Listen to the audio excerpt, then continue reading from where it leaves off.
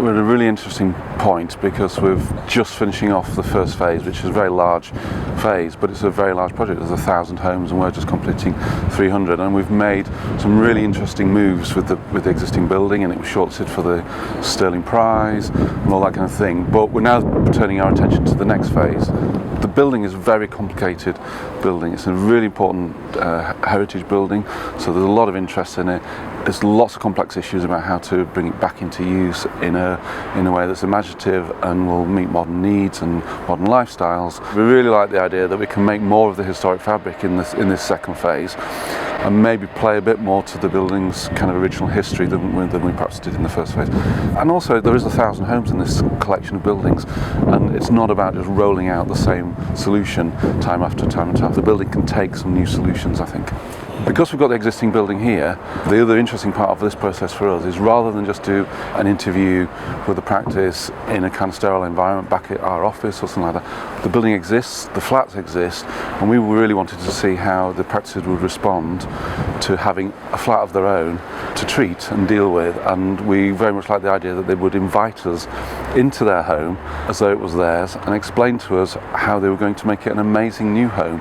We drew up a kind of long list of practices who we were interested in working with, and they are local, national, some are very small, some are larger, so we've got kind of one-man, two-man bands through to kind of quite well-established practices. But we were looking for practices who were imaginative, showed flair, showed ingenuity and inventiveness with budgets and difficult projects. It's one of those projects that we need to find a practice who is going to really live and breathe the project, get really excited about it, get really under the skin of it, and work very closely with us and our construction team to deliver something which is exciting as the first phase. We are a practice that has pretty much focused on houses and housing, and also listed buildings as well. So in a way, Park Hill is right up our street in the sky. Urban Splash are really good at coming up with unusual ways of choosing their architects. 2 weeks they gave us, which in a way is perfect because you can't do too much work. Again, that's refreshing, but actually giving us the flats to go wild in has been really wonderful. So actually having the flat to work with has enabled us to do this kind of thing, the murals on the wall.